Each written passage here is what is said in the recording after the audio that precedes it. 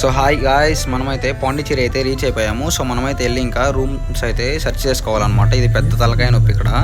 So చూస్తున్నారు కదా, మామూలు ఏ సాంగ్స్ పెట్టారు. డీజే టిల్లు స్క్వేర్ మామూలుగా ఉండదు. సో ట్రాఫిక్ అయితే ఫుల్గా ఉంది ఇక్కడ, చూడొచ్చు మీరు. అంతా జోడీలు వెళ్తున్నారు. మేమైతే బ్యాచిలర్స్ అయితే వచ్చాము. భలే బాధ వేస్తుంది.